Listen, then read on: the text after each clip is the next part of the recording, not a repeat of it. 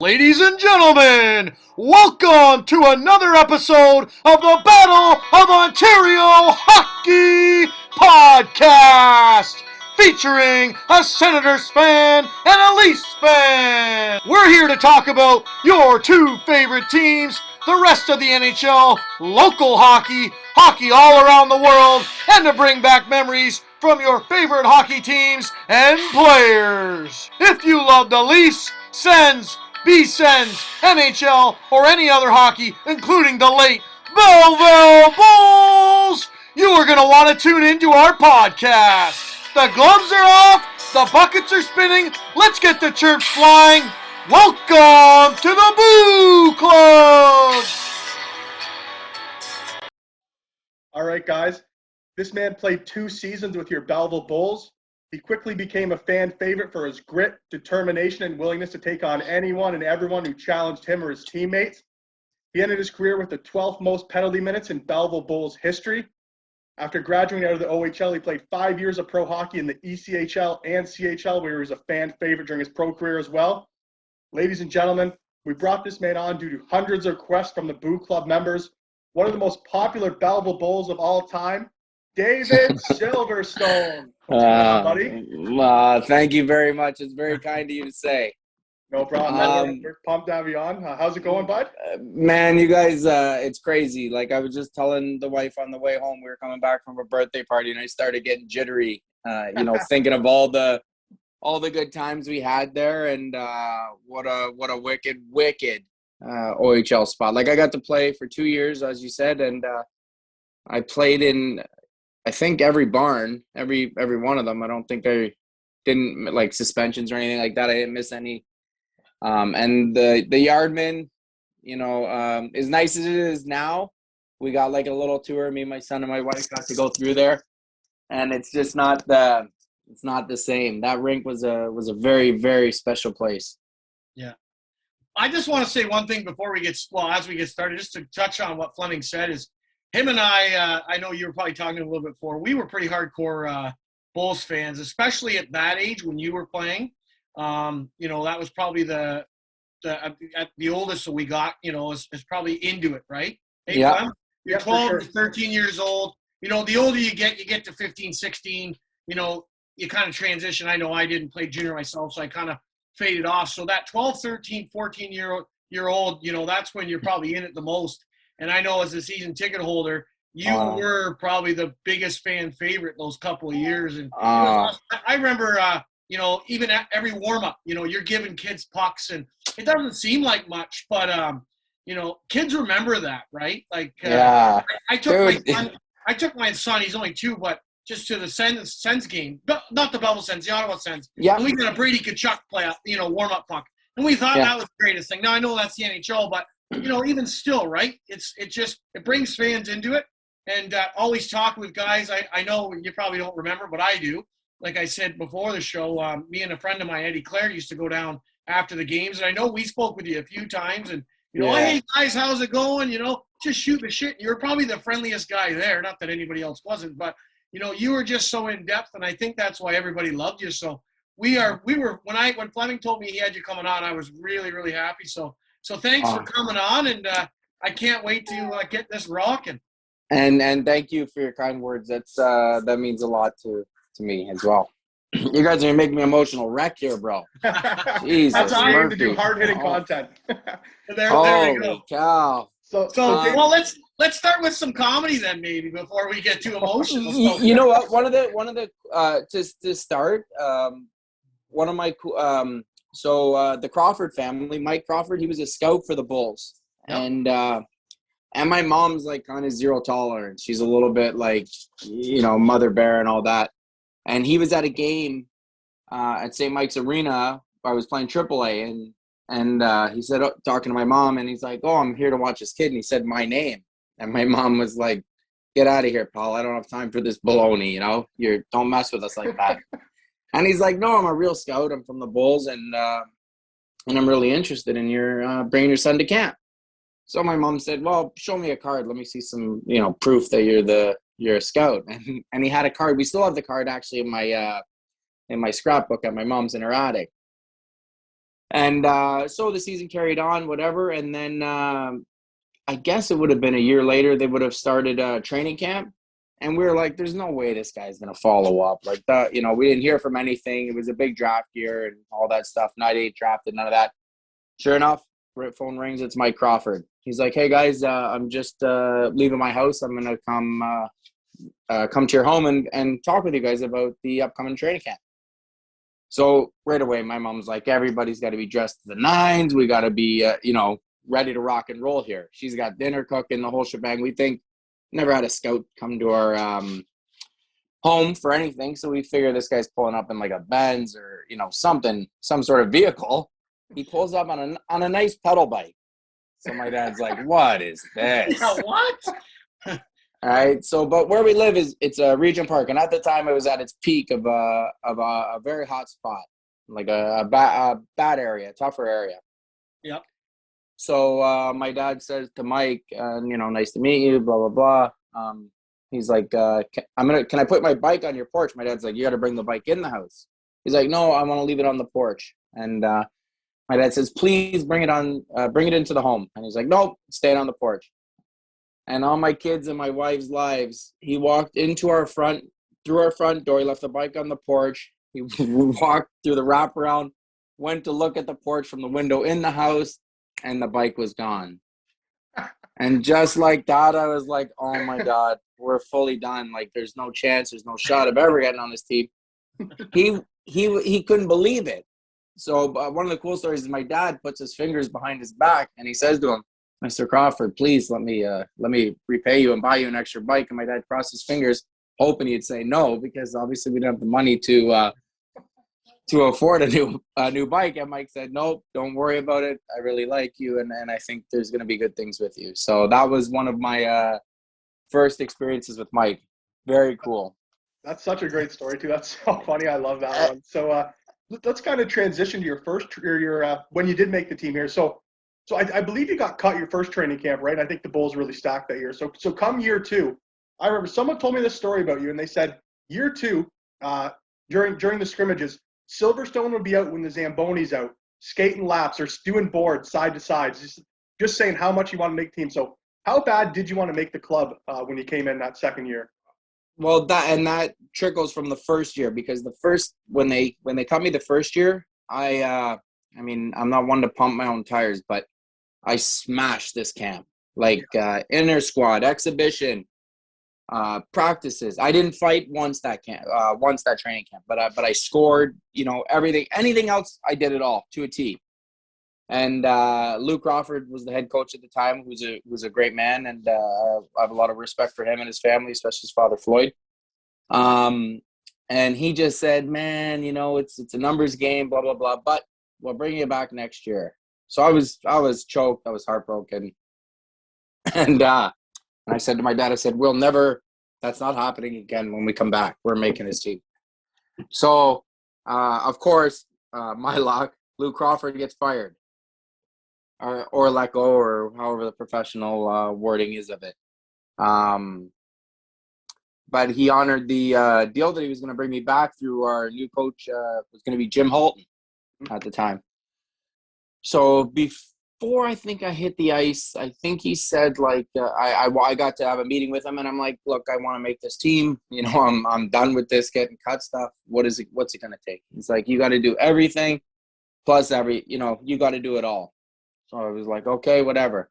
So he said fighting, hitting, scoring, you name it. So I went out, and I honestly think, like, I could be overshooting a few times, but I probably fought about 13 or 14 times in that weekend, like to the point where my hands were I couldn't even make a fist when the time I was done. And I got to the second game, and I was on the brink. Like, we're on the bubble here. It's go time. This is it. And Jimmy said something along the lines of, I need somebody to take out a certain guy with a fight. I'm not going to say names or nothing. And I went out after him, and I scrapped him. And after the game, we had won. I had a good fight. The fans loved it. He come over, shook my hand. He's like, it's done. It's over. You're on the squad. And so man, just incredible feeling. Well, I can see the passion when you tell that story. Oh, buddy, Your eyes and my your facial wife's expression. recording me, and I'm an emotional wreck here. Like, it's really, like, it's really opening it up here. Yeah. Well, that's awesome. I love to see that. We don't some guys come on and, you get good stories and stuff, but you don't always get the emotional side, Fleming? Or you just get bits and pieces of it. So this is awesome to see it. And I love I love the underdog story myself. A lot of guys will cheer for the underdog, and guys that don't, like, I think Marty McSorley was another guy, didn't get drafted, played for the Bulls, didn't get drafted, would have been Edmonton, right? And crazy enough, you bring up that gentleman's name. I have a wicked story with him. So I I don't want to fast track, but it's just a quick story. But so I go into my second year with the Bulls. Where's my first? I might have been my first year. It was my first year, I think. So we play Kingston in an exhibition game. And now anybody that I fight, I have to destroy. Like, it cannot be close. It's got to be a clear cut. Is that just because it's Kingston or just Kingston was an incredible place to play and to fight and all that jazz. So it was I think it was like second exhibition or something. And Jimmy pulls us aside. He's like, you guys can't fight until about the second period, because if you guys start going, if it starts getting going, you only get one fight in preseason. So I bided my time. I put it on this guy really good. I couldn't tell you his name. And I'm out of the game. So we're packing up. We're loading up the bus. And James Boyd, our assistant coach, who was an incredible human being, calls me off the bus in front of the fellas. He's like, Silver, get off the bus. Someone's got to talk to you. And I'm like, oh, you got to be kidding me. Like, there's no way I'm getting cut again, man. Like, this can't happen. And so they bring me into the locker room. They open the door and, like, go in there. And who's standing there is Marty McSorley. Oh. Just me and Marty McSorley in the dressing room. Dude, I can't even tell you. Like, and right away this guy just grabs me. And I'm like, oh, my God, like, what's this guy going to do? Pound my face in? Like, what's going on here? And because he was so strong, and all he did was give me a couple pointers, and he threw me a body shot, and I swear my ribs were sore for about a week after. But, yeah, again, you say a name, and I got a story to it. So I can't say enough about the city of Belleville and the team, That's awesome. I love it. So, well, where do you want to go, Flem, from here? From the I would just say, so when you made the team and you're at your first year in Belleville, like, what were the expectations? Because obviously Belleville was kind of coming off that OHL championship a few years ago, but they still had like a real powerhouse team, right? You guys had Stajan, Robinson, Renzi. You had some Wellwood. Wellwood, exactly. Yeah. So Wellwood, my brother-in-law now, Adam Paymont, Branko Radivojevic. Yeah. There was a lot of studs, man. And I mean, I think both years I was there, I would say we were contenders for sure. But what made us so good, believe it or not, was the size of the yardmen. Like the expectations for me, for myself there, was to show up every game ready to rock and roll, stand up for your teammates, give the team a spark if they needed it. Just know your role, know your routine. Some games you played minimal minutes, some games you got to play a ton. And yeah, man. So I was just willing to do whatever it takes to say you play in the OHL where I come from. I mean, there's in my neighborhood where I grew up, there's one guy that made it to the show, and Glenn Metropolit, and one guy just outside our neighborhood, Trevor Daly. Okay. And that's one of my best buddies. So having said that, that's got to be, obviously, that's a huge privilege just to make the OHL and have success. Not only that, but just to maybe get out with any success, and I don't want to say get out alive, but you know what I mean? Like, you're not, routine, I guess, right? You're not far off. And you could ask any guys you interview that come on the show that played with me in my time and that came to the neighborhood and stuff like that, and they'll vouch for the stories, yeah. So what was that like maybe after your first year and even your second year, coming back home in the summertime? Oh, man. Now, did people look up to you, or were people kind of jealous? You know what is crazy, man, is the love that I had. Even, I think my parents started that, like the respect thing. My house was always the ball hockey games are going down. My mom would get craft dinner from the food banks in the churches and make abundance of food for all the kids. So the respect and love was always there, but as soon as after the first year, man, people are like, holy, like the dog's going to the show, like it is on, you know. We're all going, you know. Great story again. First year, we're playing in St. Mike's, and I think on the road, you get 1 or 2 tickets.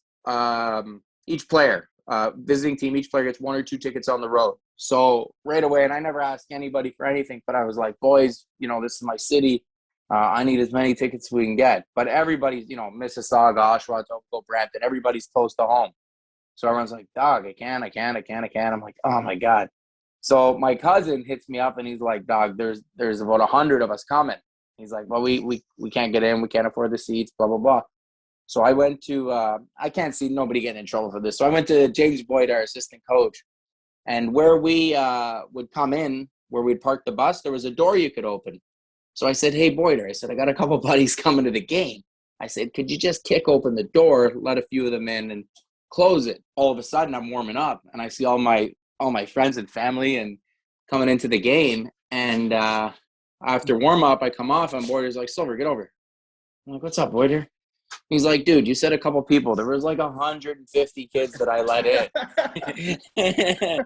So, yeah. So it's pretty cool. But that speaks volumes for him, because he obviously knew, you know, it wasn't just letting anybody in. It's letting guys or families and friends that obviously couldn't afford the ticket, right? It wasn't trying to get, you know, my buddy in that, you know, he can get a ticket, right? He understood the magnitude, I guess, of it. And obviously 100 or 150 is probably too much, but you know, even for a few family members, he got it. So, you know, but he got it. And I mean, it was more of a story to tell years down the road. And I think I told him, that's what I told him. I said, you got good street credit now, buddy. You're all good. He's safe. He goes there now. Yeah, you're good now, boy. I said, the boys love you. Yeah. Boyder's an amazing guy. I played a little bit of junior hockey in Pickering, and me and one of my best friends were, we used to do a camp Wednesdays or something with kids. Okay. And Boyder was one of the guys that were running it. Yep. So we got to know him a little bit, right? And he would speak in, like, the first time we met him, he goes, oh, you guys are from Belleville, eh? And this leads me to my next thing. The first thing he says is, Little Texas. The legendary spot. So that's where I was going to say that earlier, but now I had a story leading up to it. So did you must have went to Little Texas a couple of times, eh? Oh, yes, I did. Yes, I did. We went there. The cool thing was my first year, there was a rule. So if you beat the coaches, it doesn't even matter. The old schools changed anyways. The new schools is a joke now anyways. But if you beat the coaches to the bar, they had to buy, if they walked in and all the boys were there, they had to walk in. Yeah, whatever. And they had to buy all the boys beers. That's awesome. Right? And if we walked in and coach was there, you had to buy them and their crew beers and get out. Like, you know, just go up to okay. Yeah, and get out of there. So there was no, like, you're partying and drinking with the coaches and stuff like that. And none of that stuff happened, you know what I mean? Yeah. So that was a code. You know, you walked in and they're here, okay. And if they were late and they seen us in there, they were choked because they had to buck up. That's awesome. I love that. Now, that wouldn't happen in today's thing, but, you know, 15, 20 years ago, times were different, right? So yeah, and I honestly think our era was the last of the. It might have lingered for maybe a year or two more, where, you know, what was important was winning, and that was all that was important, you know, which was pretty cool. I think, you know, for kids now to even look up, like, you gotta win. This we signed our son up at a soccer league, and I came late, and I'm like, what's the score, babe? I'm just like, I don't know. I don't see them keeping score. And I walk up to the guy, and he's like, we don't keep score. I'm like, you're out. Because, you know, when you figure out you just lost, you're going to be choked. Yeah. If you don't, yeah. So we definitely had some, one night I got so hammered at Little Texas. It's a dead true story that I couldn't physically put my gear on the next day for practice. So the boys were like, dog, just go home. And Nick Policelli was the captain at the time. He's like, just go home. and one of the boys flew me home, and we'll just try to hide you, But the boys were super solid. Like, obviously, Jimmy knew I wasn't there, and they didn't. I think he caught wind from somebody else. I know it wasn't the fellas, but the following day I went, to practice, and the guy's like, "Hey, dog, Jimmy wants to see you in the office." And I'm terrified. I'm a rookie. I missed practice, like, a month into the season.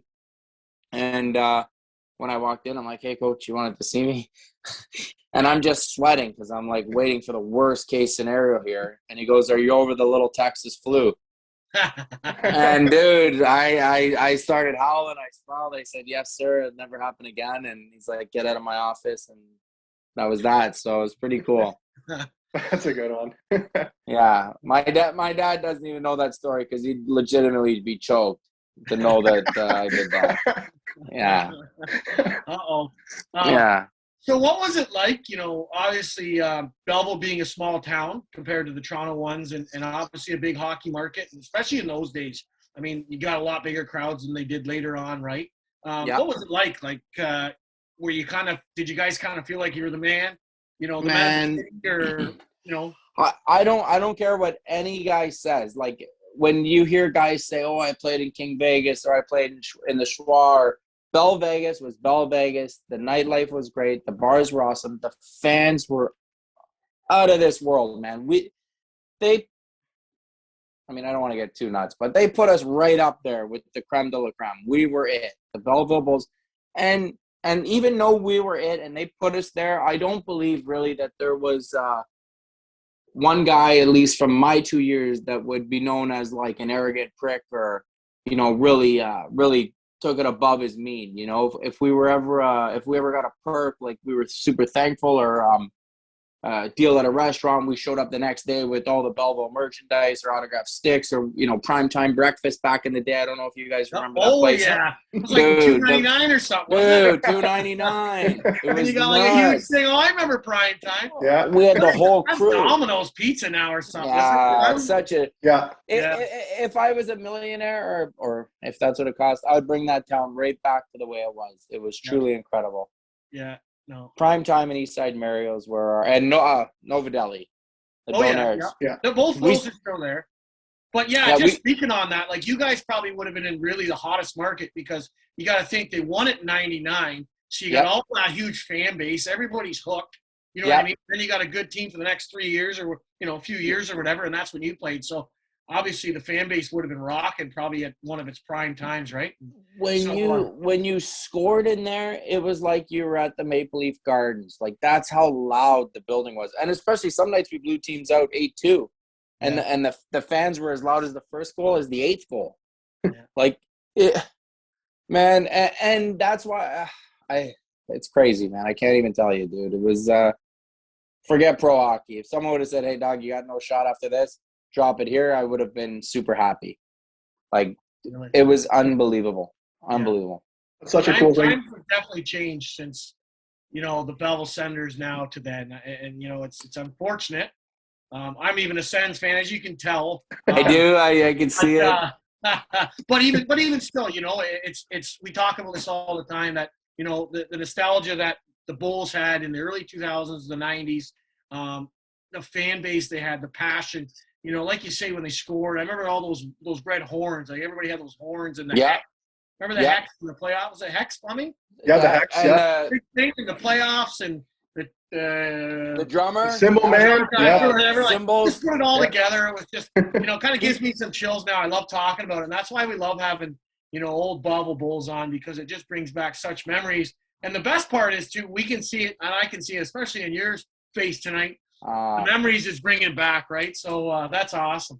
Well, I tell you what, tonight after this podcast, we're going for a run because I'm so jacked up. Like, it's me and the wife try to run 5 to 10K every other night, so we're definitely going tonight. Yeah. Good for you. That's awesome. I got to start that myself.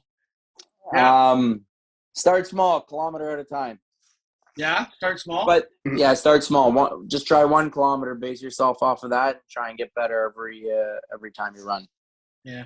But yeah, the excitement in the arena, and especially like to get into a fight Like, I can't even. If I fought, there was no difference between fighting or scoring. It was the same feeling. I would get to the box. I would have a quick throw up in the hallway, and then come back, put my gear back on, and if I scored, I'd bolt to the highway or to the hallway, throw up, come back. Because the energy in the building was insane, man. Like, it was insane. You got to get back to this here. Hold on a second. So you threw up every time you scored and every time you fought? I didn't score many, but every but every time I scored or I fought, I would say there was a 90% chance I threw up because my adrenaline would be just cooking. I love it. Just cooking, man. And what did the boys say to that? Like, oh, they thought I was nuts. They're like, this guy, here he goes. It was just a thing. Like, I really think they loved it more than they didn't like it. I think they loved it, like hearing me yak like that. And then it was more of a story. Oh, this is my buddy Silver. He throws up every time he scores or he fights. So it was really cool, man. Did you do that on away games too, or was it just a yard? If I fought the fans. No, it was just the yardmen, man. The fans, I feel terrible. I can't remember the timekeepers, the penalty box guys' names, but like I spent just as much time with them as I did my teammates, at home, right? Because I guaranteed it was almost 5 minutes every night with them in the box. So maybe a few more. So yeah, they were super. They'd always give me gums or candies or what I mean. My little brother would come running over and they'd give him a puck or what all that jazz. So it was really cool, man. Yeah, that's just the best thing about a small town city feel too, right? It's just everyone's invested in the team, right? On Wednesday and Saturday night, that's where 80% of the people are going to be, and then the next day that's what they're going to be talking about. So just like we said before, just so many good memories of you two here. But if I could just kind of transition into another story, so this would be in year 2. When Kyle Wellwood got traded for Jason Speeza, what was because that's got to be like one of the biggest hockey trades that's went down anywhere. Dude, right?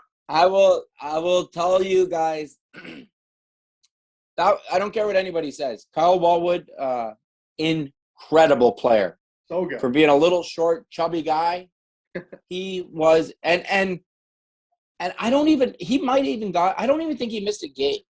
So I just want to can I lead up to that trade? Go ahead, yeah. Can I go on a bit? Yeah. Just to pump his tires. Now he was a little bit arrogant. Well, not a little bit, a lot. But to be his size and do what he does was truly incredible. We went to training camp. And when they're like, oh, that's Wellwood, I'm like, well, look at this guy. Chubby, short, you know what I mean? Thinks he's this machine. So we go down for the bench press, and I think it was Jimmy Reeves was the trainer at the time, and he's like, okay, Kyle Wellwood, you're up. Do your reps. He's like, I'm not doing that. It's too heavy. And I'm like, who is this guy? Like, I wouldn't care if that's a car. I'm lifting it. So, and he just said, oh, mark me a 0. He's like, you're getting a 0. He's like, yeah, no problem. Mark me a 0. So then they go to chin-up contest, and he's like, I can't do them. I'm not doing them. And I'm like, oh, my God. I'm like, yes, this is perfect. We're eliminating one guy here, from camp. He's just going to get kicked out. So anyways, whatever. Long story short, this guy is sick. He played against the toughest guys every night. And they were trying to decapitate him. But they couldn't hurt him. They couldn't hit him. His patience was incredible. But leading up to the trade, a lot of guys don't know this story. And this is a true story. Is I think we were in a little bit of a funk, maybe a little bit of a losing streak. And I guess maybe there was some talks of this trade happening possibility as we were in this funk. And so we're doing a bag skate. You boys obviously know what that is. I don't have to explain that. So we're getting bagged, and it is insane. Like there's the bucket in the middle, Kolia Akabo, the backup. I think there's the backup at the time. He's throwing up. Everybody's throwing up. It's insane.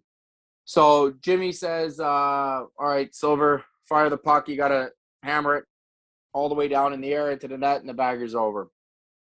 Can't do it, right? Everyone's like, give it to Silver because I could shoot it, and I missed the net, blah, blah, blah. Boom, bagging. And then 6 or 7 guys shoot, and then we're all like, give it to Welly, give it to Welly. And true story, man, Jim Holton passes the puck to Kyle Wellwood.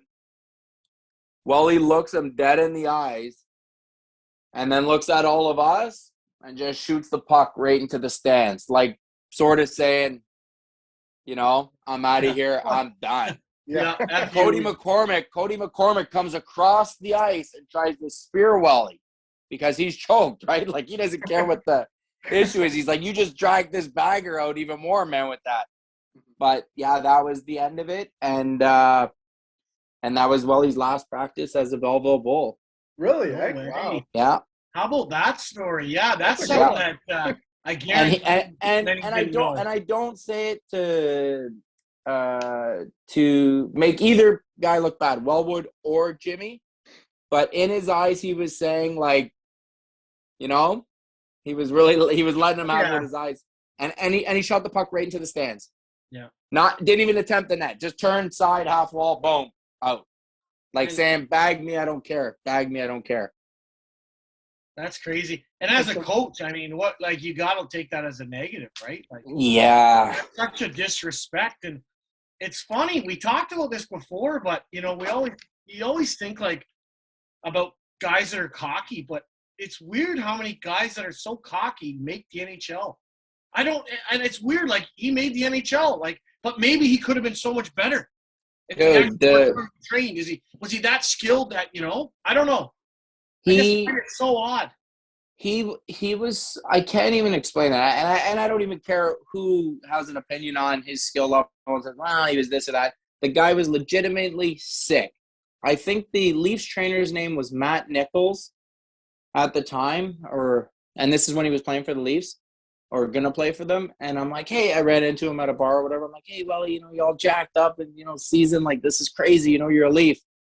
And he's like, this damn trainer keeps reporting back to I think maybe it was Maurice, or I don't know who the coach was at the time, but he's like, he keeps calling me out and telling him I'm not showing up to workouts. He's got a smoke and a beer going. And dude, the guy was a straight weapon, but an incredible skilled player. He did not care. The trainer said, Welly, you can be a great player. He said, I just want to be a good player. I'm fine with being a good player. Wow. Crazy. Isn't that something? Dude, if you could track him down for an interview and him give you the straight goods, he was truly. I think, I mean, out of all the guys I played with and against, he's right up there with the best of the best. Kyle Wellwood, incredible. But that's gotta hurt a guy like you who plays with so much passion, and like you said, like, you won't lift the weights, I'll try and lift the car, right? Like, yeah, do anything. And then you got a guy with so much skill who just doesn't give a shit. Like, that's got to hurt. That's got to, You know what? It did, but it's so crazy, man. The OHL taught me so many things, like respect the better players. So if you ask anybody, like, I never tried to cheap shot any player that was like of Welly status on their team, unless you did something stupid, then, but when he did that, it kind of hurt me, because it was like, I get your message to the coach, but you're hurting the boys, but I'm not 100-point guy. So it's none of my business. You know what I mean? Really is what I figured, because, you'd hear guys, I'd be like, hey, you want to go? He's like, Silver, you play 5 minutes. I play 25 minutes. So I learned the rules, good trade-off, bad trade-off. This is big boy shit that's going on here. This is going to be like, you guys, it was a blockbuster trade in the OHL. Yeah. So keep your nose out of it. So when they bring Spets in, are you guys thinking, like, we're making a run at it now? Not even that Spets was that much better than Wellwood, but I mean, he's Jason Speeza, first overall draft pick in the OHL, I think second overall in the NHL. So I mean, just got to be one of the better hockey players you've probably ever seen, right? So I'll give you a quick run on Spets. Can you guys hear me okay? Yeah, I hear you fine. Can you hear us? So yeah. So I played minor hockey, and Spez would always play up for the Marlies. Okay. And you knew when you seen him, this guy's the real deal. He's going to the show. There's no questions. I never thought ever in a million years I'd have played with him or even played against him. We speed it up, end up playing against them. We're in Windsor, first year. They have a guy on their team named Joey Sewell, Indigenous player. Just got out of, I don't know, maybe like, it was like jail or something, like, minor jail. I can't remember what it's called. Juvie or whatever it is. Juvie or something. Tough as nails. So we're down like 3-2. The fans of Windsor are all over us. I'm choked. Jimmy's giving me some ice time. So I'm like, you know what? I'm gonna spice this right up. And I roll up to Speeza, Jason Speeza off the face-off, and I cross-check him. I'm like, we're going, buddy. and so, and that's way out of my character, right? But I was like, I don't care. I'm gonna get this party going. Steve Ott comes flying over, cross-checks me. I cross-check him back. I'm like, you want to go? And he's like, yeah, you're not worth my time, blah, blah, blah. I got 80 points, this, that, and the other thing. I'm like, prick, he's got me there too. So then Spez looks over at the bench, and he made the call. He's like, hey, head nod, and out comes Joey Sewell. Now, about my size, I wasn't scared at all. And I was like, I guess we're going, eh? And so we square off. And this guy was tough as nails, like tough as nails. He hit me with the same amount of rights as he did lefts. He split me every which way. Didn't knock me out. I didn't go down. But, you know what I mean? There's no shame in saying you took a beating that night, and I took one. So then speed it up again at the time because we were in the Breakfast Club. So I didn't even know the trade had happened yet. So we go to the Breakfast Club. That's where we go and work out in the morning, have a skate or something, stretch and stuff. And Spez is in our dressing room. And I look at Jimmy, and I'm like, what's this guy doing in our room, coach? What's going on here? And he's like, Silver, this is your new teammate. This is Jason Speeza. And I was like, wow, it's done. And all the boys, they were in awe. I don't care what anybody says. It's Jason Speeza. He's a big deal. Yeah. Especially in the O at the time. And then, I go on to leave it at that. I can't say anything bad about him because his skill was incredible. Like his first practice, I think we ended practice with a shootout. You got TSN, CBC, Cogeco, every news station there. And coach says, we'll end practice with a shootout. We won't stop shootout until, the goalie shut you all down. I think Spez went like 13 or 14 times by himself. And finally Jimmy was like, okay, enough. Like we're going to kill our goalie's confidence. Like, stop scoring. Speza's coolest thing as a teammate when we did go out, I think I was the only guy that got to buy him a drink, and I forced it. And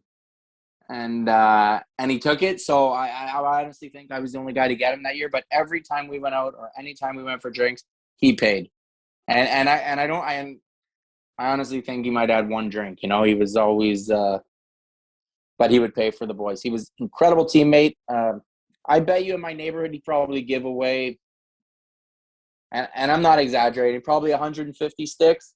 Really? Like I would have guys come to the game, and I'd be like, Spez, can I get a couple signed twigs? Yep, no problem, Silver. And then some nights when I wouldn't even ask him, like, hey, Silver, you got any boys at the game? You need a couple twigs? I'm like, oh, yeah, I didn't want to push the envelope. You hooked us up. He was incredible, man. Truly, truly incredible. Man, you've completely flipped the switch. Sorry, go ahead, buddy. Yeah, his skill set was so sick. And the coolest finish story with him, I got two of them. He had gotten traded, and I don't know, I guess you could try and get Jimmy Halton on here to verify the story if it's true or not. But I think we went like 1 for 3 on the road. So, and if we went 3 for 3, we're going to Little Texas, drinks, the whole shebang. But it was my birthday weekend. And we go 1 for 3. Jimmy's choked, be at the rink Monday, blah, blah, blah. So Spez comes up to me and he's like, Silver, here a few of the fellas are going out for your birthday. You know what I mean? I'd like to join you guys.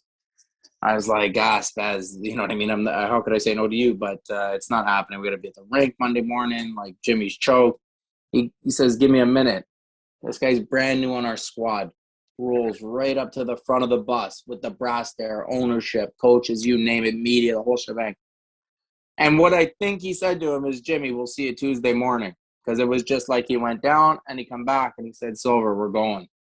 And I look at the boys and they're like, we're going, we're going.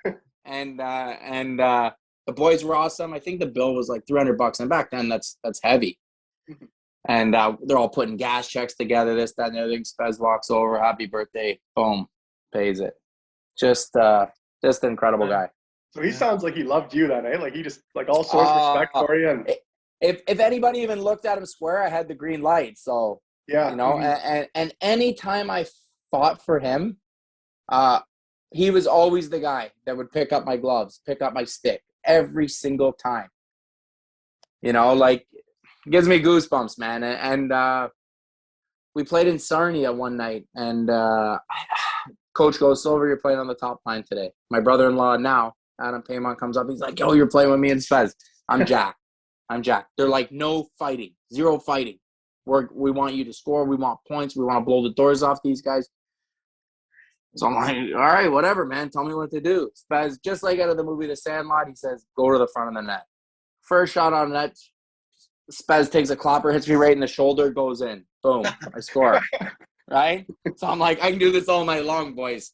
We end up winning. Like, if you find the, of course, if you find the news article, which I have somewhere in the basement, they mix up the names or whatever. But I think that night Spez had like 7 points, 3 and 4. My brother had 6, 3 and 3.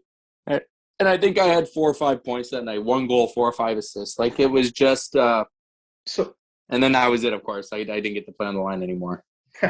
Why? They should have kept going. I remember my first game. I don't know if it was Spez's first game in Belleville or not, but it was either his first or second, and he had 8 points. Yeah, that's probably that night. 8 points. I think we played the London Knights. Yeah, and it was just like, oh my! I remember the one time he took a slap shot, and it was like the hole was this big, and he found it. It was like, and you're like, holy, this guy's phenomenal. And now to think, like, the career that guy's had, and now he's with the Leafs and having a ton of success. Fleming and I had talked about this because he's a big Leaf fan, about how he's had to change, his style. At one point, and I'll say this, Fleming might argue, he was on the best line in hockey in, 07. Him, Alfredson, and Heatley were on fire that year. Of course. Like, and then for you to be able to tell these stories is just, it's something else, eh? Dude, awesome. and again, super fortunate. And whenever we would go to golf tournaments, and once the game's over, you become a nobody. Spez is hanging out with multi-millionaire guys, the whole posh crew's over there, and here's me pulling up in the Civic or the Pilot or whatever, and he's like, Silver Dog, get over here. And everybody's like, who's this guy? Like, I got rental clubs, but just the amount of respect I had for that guy, he treated me and my friends, my family, incredible. That's such a cool story because it almost like flips the switch on what at least I thought. Because from everything I heard, it was Spezza that was more the problematic teammate as opposed to Wellwood. Like, kind of during that time. That's just obviously all like rumors and hearsay and let people kind of spitball. But you've just kind of flipped the switch on everything I thought about that year and Spezza coming in. Yeah. That guy had so many haters, and believe me, from being a guy who played against him, sure, I get it. But to have him on your team, I mean, how anybody could say anything bad about them, they're all nuts. So, yeah, like, he was incredible. Too, eh? And of course, I mean, Spez was getting, every company, every sports company was sending him new visors, new this, new that. And he just throw it in the room and just be like, hey, guys, take what you want. Like, he never kept any of it. He kept what he need, like his sticks or whatever. And he gave everything away to the guys. Like, just an incredible teammate, incredible guy, incredible skill. And then you guys ended up coming up probably shorter than you planned. I think you lost that, second round that year, was it? Yeah, crock of shit, right? man. Yeah, I remember actually listening to the away games on the radio then. That's how crazy of a fan we were. And that's it. My that billet, was a big year. Yeah, Dickie Howe, they would listen to the games on the radio. Like, it was insane, man. You said a name I was going to get to sometime at this podcast. So Dickie Howe, I know very well. He coached me 4 years in football. Growing up, and he was your billet, right? My billet, yeah. So we might as well talk about him for a minute. How was that living with Dickie and of course Ben? Ben's our age, so we know Ben as well. No, Ben. My wife, me and I would bury him if I told this story, but my wife is involved in this story with him. Yeah, I don't think I can say it because yeah. But he's but Dickie, awesome. Benny, awesome. Nah, I'm not burying him. Dickie, he never have the heat on in the house. she was cold in that house. It was very cold. Man, there's so many stories with Dickie. He's an incredible person. He was always great to me. My family at the time, it was my girlfriend. She could sleep over. My family could sleep over. If I ran the phone bill up, he never, ratted on me. He just paid it or the team paid it or whatever. He wasn't calling my parents saying, hey, you're calling Toronto every night to talk to your family and stuff like that. So, but one night we had we had a whole team function at his house. Like the whole crew was there. And it's like a Sunday night, maybe Dickie's got to be up Monday morning for school. And by the way this party's going, nobody's going to school tomorrow. Everyone's going to be in shit. I see Dickie in the morning. He's like, we're going to have a sit down after school. I'm like, oh, Paymer. I'm like, we're in trouble because my brother, he's my brother-in-law now out of Paymont. But I was like, what do we do, man? Like, Dickie's choked, dude. This was way, way out of control. It was just us, just the guys, but it was nuts. And I think Benny slept right through the storm. And so Payment's like, simple. We got to hit all the boys up. We got to round up as much scratch as we can, and we got to get this guy a case of beer. And I think he drank, like, Indian Pale Ale, like the worst pints ever. And dude, we got the beers. We put it in the fridge for him. Only one case. We put enough scratch together. You get a case of beer from a 24. And just as he walked in, he went to the fridge right away. I was sitting there by myself in the living room. And he comes up. He's just like, no more of that silver. He's like, that's the end of it. And that's all he said. He was pumped. He got his beers, and that was it. But Dickie Howe is a legend because he had I think he had Ryan Reddy was one of his billets, who was a bull when they won it. Captain, actually, yeah. Captain, big deal, right? Like, so yeah, there's lots of stories with Dickie, man, but I don't want to bury him. You know what I mean? I can't do it. I'm sorry. But Dickie, and not bad, not bad. So did you go to Quinny or were you older? No, I went to Quinny. The coolest thing about going to Quinny is because I had my high school, but the Breakfast Club thing was cool, but I would go to the school and hang out sometimes, wait for the guys, shoot the breeze or whatever. And, oh, my God, I think it's Miss Hagerman. I think she made me like a part-time, almost like a guidance counselor because she knew my story and my background. And so I did a lot of stuff like that. Like I would talk to some of the grade 9s or even grade 12s. And I was younger than them, or not younger, but the same age, and just say like, man, you know what I mean? Give life a shot, if you want to be a loser, come back in 20 years and your buddies that are still losers, they'll be here waiting for you, But life's hard, but, give it a shot, man. And if you give it a shot and do your best at it, it'll be all right. So cool. Yeah. So I got to do so much in Belleville, man. Like you guys are, which one of you guys is from Napanee, right? I live in Napanee, yeah, but He's from Belleville, though. Yeah.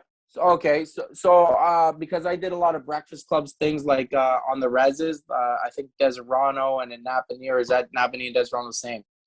Well, Deserano's more the res. I guess Napanee would be the other side of it, but basically between Napanee and Belleville almost is the res area, right, Flem? Yeah, Tananega, Deserano, yeah. There you go, Tananega and Deserano, yeah. That's it. Mm-hmm. And I did a bunch of stuff there with the community. So yeah, I mean, I was humanitarian of the entire CHL. Yeah, yes, I remember that. Yep. Which was like I didn't even know there was an award for it. I had no clue.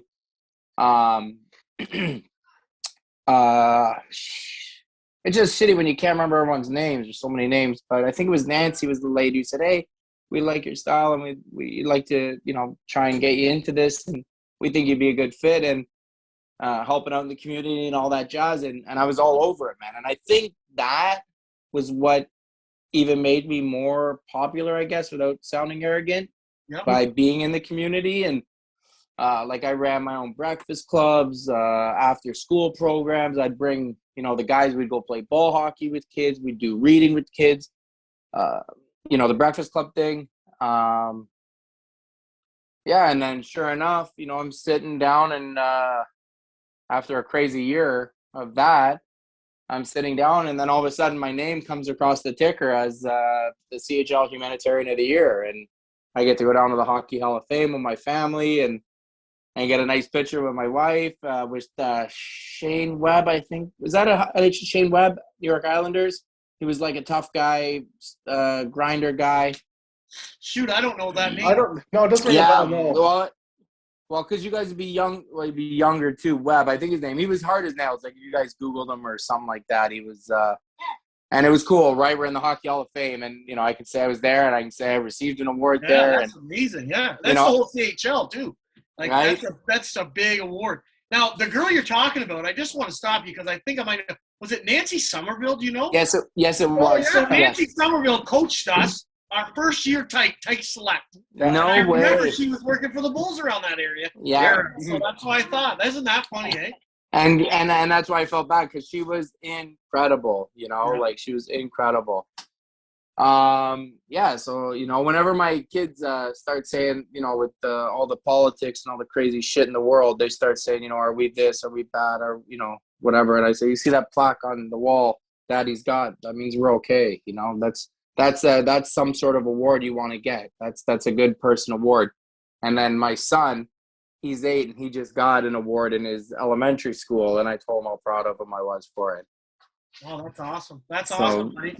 Yeah, so whenever something to be proud of.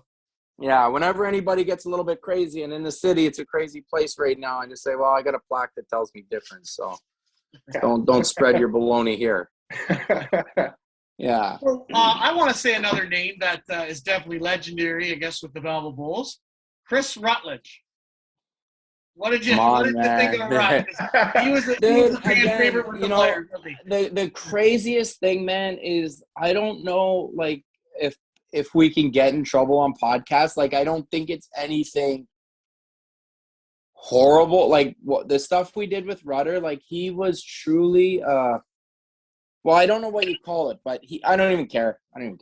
He's an older guy now. We've been to Rutt's bar multiple times, so I think you're in the clear. There you go. So, and if you were there, that makes you an all right guy. So I know you guys are okay if you were there, because if you were a clown, nobody's. You know what I mean? You got to be solid to be hanging with Rutt. Yeah. One of his cool stories with Chris Rutledge was, if you got hurt and you didn't get up and he had to come out, you owed him 24 Molson Goldens. And at the time, that was heavy wood, right? Like, the boys didn't have no scratch. So every guy, it didn't matter if it was a broken leg, you crawled to the bench. But so Rudder was I hope the people don't get choked, but, we didn't do anything to dishonor anybody or anything like that. But Rudder worked at the funeral home. I don't know if you guys knew that. Yep. So we would always bug him and be like, hey, Rudder, can we come over and give you a hand, with the bodies and stuff like that? And Rudder was dynamite, man. He said, and if you guys think this is no good, then cut it out. Or we could get him in trouble or something, then cut it out. But he's like, yeah, come over, you chicken shits. You don't want nothing to do with this. So we go, me and my brother-in-law, we go. And sure enough, he's like, all right, boys, I need help with this body. I got to carry it up 2 flights. We got to set it up in the coffin. And we're like, oh, my God. Okay, this is a little bit more than we signed up for. But you know what? We did it. It was no big deal. It was more exciting than anything. He showed us how we were all sanitized. We had gloves and masks and all that jazz on. And he showed us all the different things, that how you keep the eyes closed and the mouth and all that stuff. And Rudder was crazy. Rudder was a complete legend, man. He came over one night to my house with Dickie Howe, who, by the way, they're both lucky that I had lots of respect for them. And just thankfully, they ended up saying that they were joking. They both came over, and I guess they had a couple Molson Goldens that night. And I'm sitting there on the couch, and I'm thinking about the next game, and did I play good enough? Is everyone happy with how I've been doing? And they come in, and Rudder's like a big deal. Just because he's a trainer, he could be part owner, he could be head coach. You don't know what this guy's deal is, because that's how much respect and rank this guy had in the organization. So he starts going off on me like, your play is piss poor efforts, this, that. And I'm like, I'm almost in tears, man. I'm like, this is my guy, and he's really shit-talking me hard here now. So, and I mean, he's laying it on thick. And, like, I can almost tell, like, the next words out of his mouth is, Silver, we're going to let you go. And there was, like, I don't know if you remember at the Dome, if you went to a Jays game, they'd give you these mini bats, wooden bats. Yeah. And just as I swear he's about to say, hey, Silver, we're going to let you go, I reached for the bat, and I was ready to let him have it, because I was like, this guy, you pretend to be my buddy the whole time. And just as he grabbed my hand, he's like, relax, Silver, I'm just joking. You're doing great, kid. Everyone loves you. No way. Yeah, dude, What a man. guy. True story, man. And he was so good at keeping a straight face, man. It was just incredible. Yeah. Just incredible. He's such a classic. He's still helping out with teams. I know he kind of ended his thing in Belleville with George Burnett wouldn't let him have beer on the bus. That's what he told me. But no, he's helping out with the Tweed Senior A team this year. I don't know if that's or not, but good to see a guy like that stick in because I know he was back when Belleville was the Bobcats in the 70s, right? That's 50 years as a trainer. And even it's not my place to say I've met George a few times, but there's a history. There's a reason why that guy is who he is. That bullshit you trying to change the mottos in the world of that stuff. Like that guy was a character guy. He helped a lot of young guys through a lot of rough times. And when I heard that, man, I was like, I don't want to say anything bad, but I was really disappointed when I heard that because to lose a guy like that, you know, who was there I don't think the guy missed a game, road trip, storms. It didn't matter. He was there, and if you had a jam outside of the rink, anything he could do to help you. He was another guy, just an incredible guy. Well, and unfortunately, I mean, I hate to go on that, but that was probably when I know George had some success, and it's one hell of a coach, but that's when the organization, as far as fans and the whole buildup that you guys had, started going downhill. And that's it. He get rid of those guys like that. That's what happens. And even leading, I think for the next few years, like guys are like, man, it's not the same. We don't hear. I get the success part, and that's what's important, but. Every guy was like, man, I wish we played in your era, this, that, and the other thing, or times, or whatever it's called. Yep. And that's it, man. It wasn't the same vibe. Like when you walked into the room, I heard some real goofy stuff that they ripped up the carpet, that the boys that made it paid for the carpet, and they switched it all up and changed the room. Like the kids now have these rooms that are state of the art. That room needed nothing. Like it was old school. It was like walking into the Leafs dressing room back in the day in the Gardens. It was but that's your home, right? It doesn't have to be, you know, like a cathedral, but that is your spot, right? You get the cathedral when you get to the show. In life, we've really ruined that, man. Like I was telling Flem there, you know, I played to eventually play for free, you know, like make it to junior A. So, because my dad said, you know, if you don't make junior, like I can't afford you got 2 brothers plus a sister at home that play hockey, and then figure he's like, you're done. So wrap it up or make this team. You know, so I made the team. So then we'd have to pay. And then it was like, okay, I want to play in this league, the OHL, you know? And then boom, we did it. Now you're playing in front of fans. This is crazy. The time in the O runs out and you're like, man, I want to say I played pro. I don't want to wear anything on my face. Boom, I make it. I make it to pro. I get my name on my stick, name on my gloves.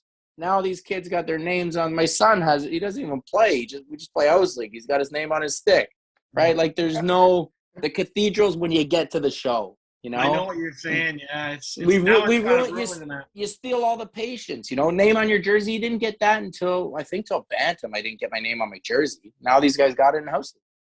Yeah, I never had my name on my jersey until I played junior, I think. Yeah, I did. I had it in Quinny or AAA or nothing. I think I got I got a half a dozen blades with my name on them when I played for the Bulls. Yeah, you guys went there. And it was a dozen, but the prick from Purelator stole half of them. No way. That's a good one. Yeah. And the best part about it is I didn't even want to use them. I just wanted to bring them home, keep one for myself, and give them out to the kids in the neighborhood. You know, I just thought, I got my own name on my blades. Well, that's how popular it was. That everything with Silverstone on it was going for top-notch money back in the day. The fans loved you here, and even the Purelator guy was getting in on your thunder. Yeah, that's it. So I want to talk about one thing. You just kind of brought it up, but you know, if you're already about talking about it, but obviously you came from a poorer family in neighborhood and whatnot. Yep. What was that like growing up? And hockey, you know, even now it's way more expensive, but it's an expensive sport. So how did you guys manage to? And obviously did you say you have 2 or 3 brothers and a sister? Yeah, I got 2 brothers and a sister. So 3 boys, 1 girl. So how did your parents manage that?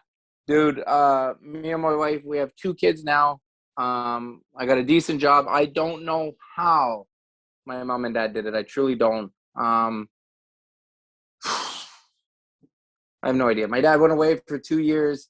We lived out of the food banks. We did church work and shit like that to get all kinds of, I ate so much tuna from the food bank. I don't know how they did it, man. It's incredible. It's just incredible. It's different. I love the story. You come from nothing, and it just shows. And I got a point I'm going to get to in a second here, but it just shows that you don't have to be that rich person that gets everything they want and everything given to them. More times than none, those are the guys that they don't have the desire to want it, right? Whereas the guys that have to overcome things. They have to. If you don't make this team, you're not playing hockey anymore. We can't afford it, like you said. That's things it. like that. And part of the things I don't know if you probably don't know this, but we have a partner company we call Pay It Forward Sports. Yeah. And we run tournaments and events. Obviously, it's been a bit of a struggle. No doubt. COVID, but we're going to be. That's one of our goals. Is part of the money we make goes towards getting kids in sports who can't afford it. Because even though we know we were benefit. Our parents had enough money to get us in and everything like that, but we know how much that meant to us, right? I wouldn't be sitting here talking to you right now. I wouldn't have been at those games. I wouldn't have been able to play junior hockey. I wouldn't have been able to do any of that without being able to have that opportunity, right? So we want to give back, and we want kids to know that, hey, if you can get there, you don't have to have the best equipment, the best sticks. But if you get the opportunity and you have the work ethic like you did, you had nothing, but you made something of it, right? And if you can install that in them, because like you said, it's a full rich man sport now. I mean, to hear you guys doing that kind of stuff is just incredible. That's the stuff that I love doing, and good on you guys, and keep it going. And if there's any way I can help or try and name drop some guys out here to get them to kick up and do that, I'll do what I can for sure, man. I appreciate that. Because like I said, to think of my parents to do it and how they did it and shit like that. And well, I'll put it this way. When I did play MTHL, and you needed new skates and everything, I think my dad, my first skates he bought me, like, they were brand new, were I think the Power Comps back in the day. They're like $600. And I'll never forget, that's when you could sign your check over. My dad signed over his weekly check to Mostly Hockey at Girard and Maine and Girard for the skates. That's it. There's no more dough that week. That check's gone. Just incredible to be able to make it as a parent.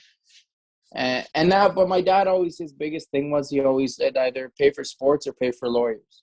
So he grinded and paid for sports, and it was the right thing. So and that's a pretty tough motto, but it's probably really true if you think of it, right? Because if they're not, and I know there's a lawyer, I won't say his name, but he's got 3 boys in the area here, and actually one's playing in the coast right now, I believe. That's okay.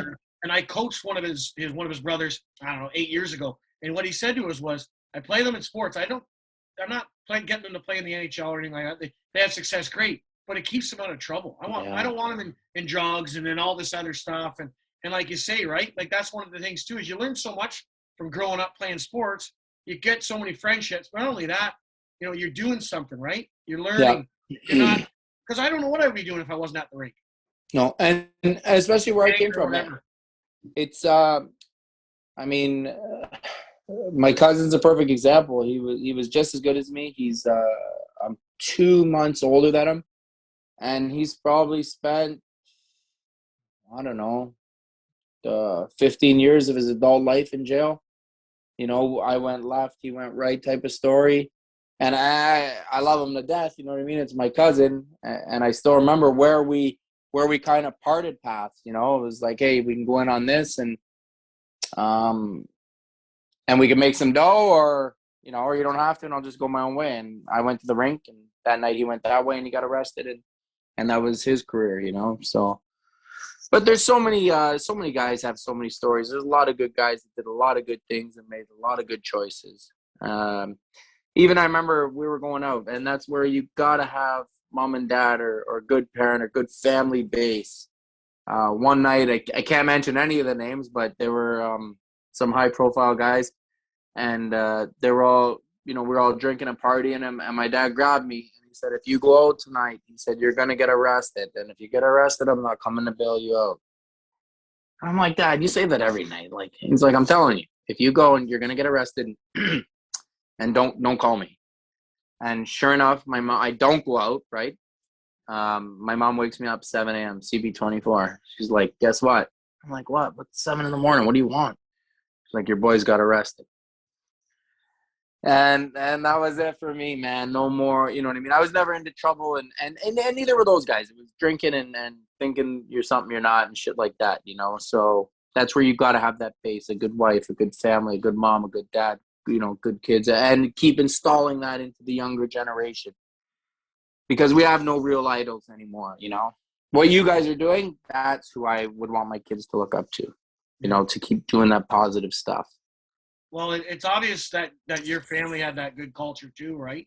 And, yeah. And taught you, you're telling us it now, but they taught you, and they should get a big appreciation as well for that award, right? Of course. Yeah. So anyways. But I'll tell you one more quick one. Okay, yeah. This, if you guys got a second. This guy. I got lots of time. This parent, I'm playing minor hockey at the time, and that's where because I wasn't a swearer, I wasn't a bad kid, man. For where I grew up, I was not a bad kid.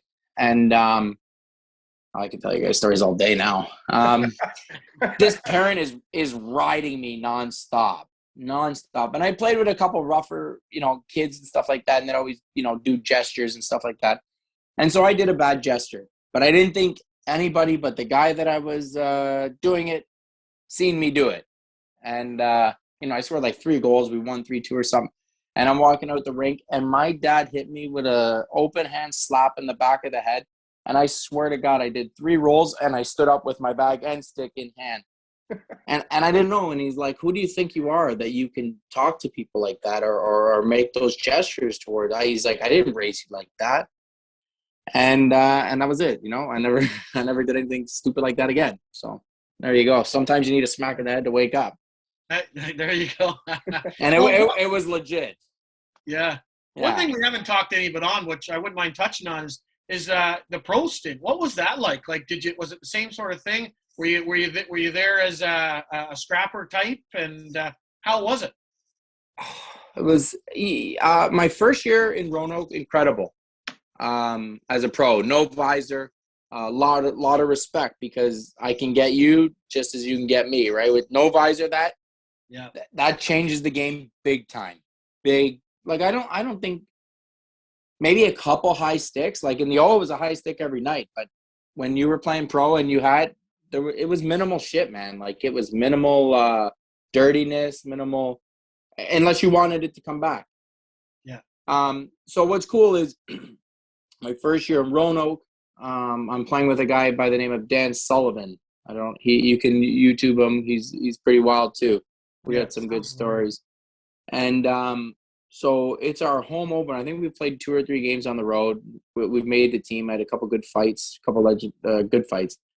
And so they're doing morning skate, and our coach goes, Silver and Sully, you guys go work on a goal scoring celebration. And I'm like, it's pro hockey. Like, what is this guy, a clown? Like, well, what are we doing here? I was like, Sully, we're cut for sure. I don't know what planet this guy's on or what. So Sully, who's a complete weapon, he's like, no, man, he thinks we're going to score. He wants us to do this celebration. I'm like, you're an idiot. I'm like, you have no clue what you're talking about. It's pro hockey, man. Like, we're done.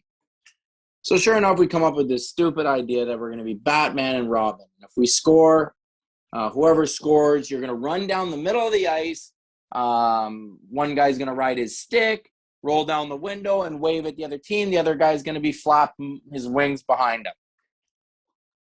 So the coach goes, boys, I love it. Right on. And I'm looking at Sully. I'm like, we're probably not even dressing. And if we do dress, we definitely ain't playing.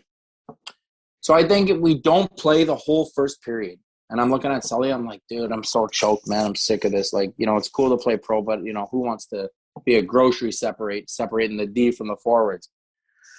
So Sure enough, he goes, Silver, Sully, you guys are up. Boom. Don't we go down on a 2-on-1? Sully dishes to me. I bury it. on Daniel Berthume, who was a backup for the Los Angeles Kings. Yeah. So we, when I score, like I'm jacked. We fly behind. We're hugging. We're kissing. He's like, we got to do it. We got to do it. I'm like, no way, man. So he takes off. I'm like, oh, my God, I got to follow this guy. So he rolls down he rides his stick down center ice. I'm behind him flapping my wings. He rolls down the window. He gives the Greensboro Generals the middle finger.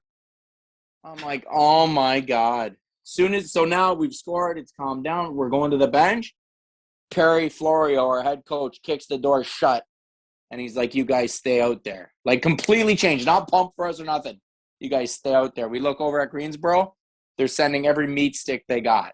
And they got some big boys. No visors either? No visors. So we're gassed, man. Like, we are gassed from this stupid celebration that we did. So I lined up beside a guy, Pete something. He was tough. He was like 6'4", 6'5". And just as he was about to say we're going, I put my stick right in his face, and I was like, if you drop your gloves, I'm going to spear you right in the face. And I held my stick there the whole time. Their captain lines up beside Sully and says, I'm going to break your nose. We're going off the draw. So, boom, they drop the puck. They drop their gloves, and they go and buzz in the captain of the Greensboro Generals break Sully's nose.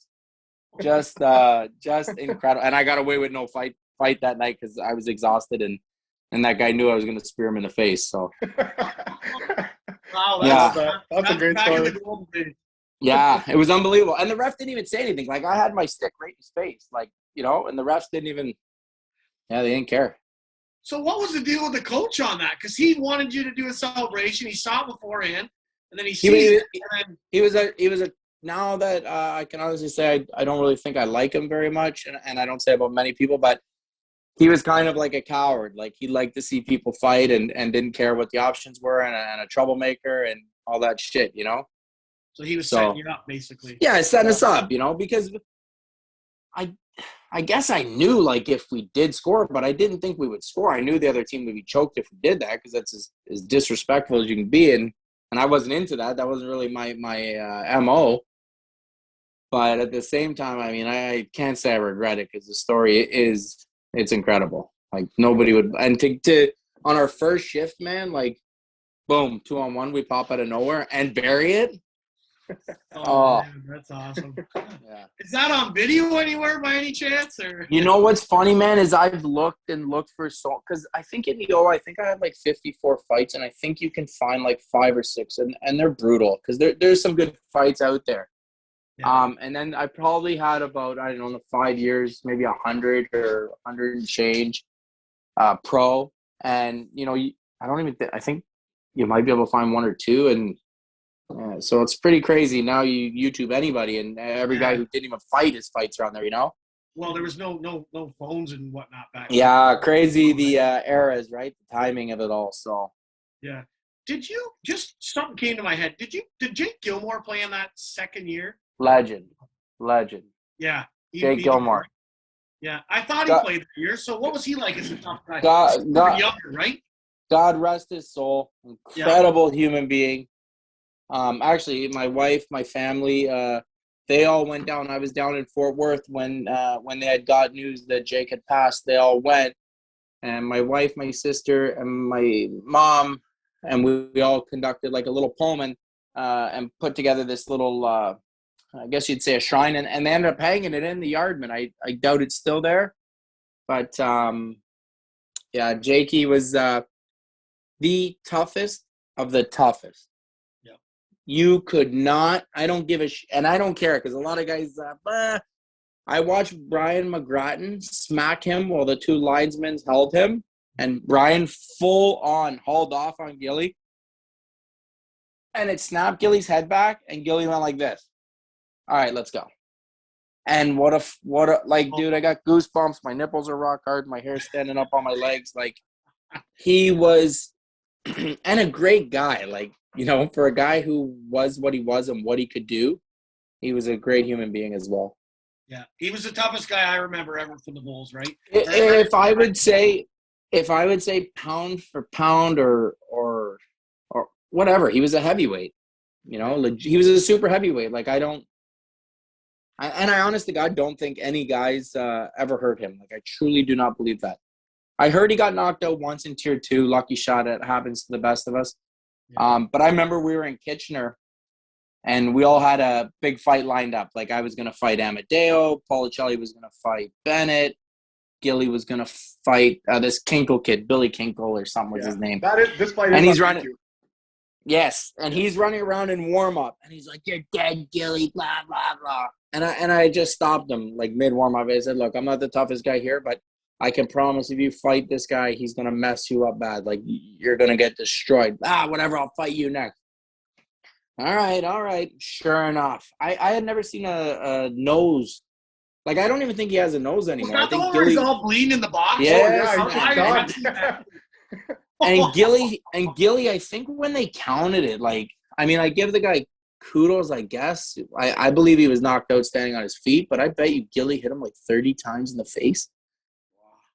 And I honest to God, if that guy has a nose, it was reconstructed back, like, because it was incredible to watch. But his best fight, hands down, Brian McGrattan in Sault Ste. Marie or Part 2 in Belleville. Wow. And McGrattan would have been way older than him too, right? Like McGrattan was a couple years older. McGrattan. Yeah. Brian McGrattan. Right? But Josh Grattan was super tough too. But Brian McGrattan, yep. Mm-hmm. Yeah. And I got to fight both those guys. Yeah, your Brian McGrattan one is on YouTube. That was a good and that was more like almost men among boys. Like he was, I was shooting pucks at him all warm up. Oh yeah, and he didn't like that. So yeah. Well, I love the stories. I mean, I almost feel like we're gonna have to do a part 2 sometime. No. Dude, you know what? And because now, like, you know, you guys have opened up this can of worms with me, and it was really enjoyable. Like I enjoyed it, and I thank my family for this is the quietest they've ever been in our household. Yeah, if you guys ever want a part 2, let me know, man. I enjoyed this thoroughly.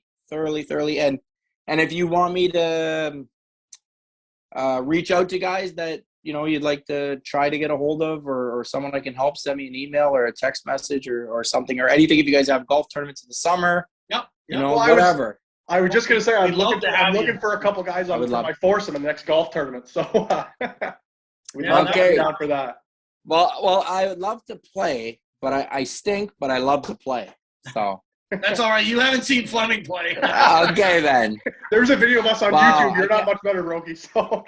Yeah, we're not the best. We don't play a lot, but we do like to go and have some fun. That's for sure. But you know what would be fun is to get you and another guy on at the same time, and maybe go back and forth. You know that you played with, obviously, and that would be something we can look into in the future, eh, Flem? Yeah, for sure. What like I said, now that we've done it, I enjoyed both you guys a ton. And I think it's great what you guys do. Keep up the good work and just keep me in mind. Keep me in touch. Yeah, awesome. Yeah. So we appreciate the time, thank you so David. much for coming on today. I think your story, once people are going to hear it too, or, you know, it's such an amazing story where you came from and how, you know, you made it to where farther than you wanted to be, farther than you ever thought you'd be maybe, and where you came from and how you treated everybody. I think that's the most important thing, right? It's not about making it, now I'm better than you. It's no, I want to bring everybody else up to the level of where I am, right? I want to give everybody that chance. So that's something. Even just a taste of it, you know what I mean? Because it's something special for sure. And at any level, to make any type of team is the same feeling, you know? That's awesome. So thanks again for coming on today. We really appreciate it. I definitely want to do a part 2 at some time. I got one more question. I can tell you got way more stories. But anyways, Flem, go ahead. Yeah, well, I just want to say thanks for the time, David. We really appreciate it. But one thing we do is we are the Boo Club. So, David Silverstone, are you in the Boo Club? Yes, let's go.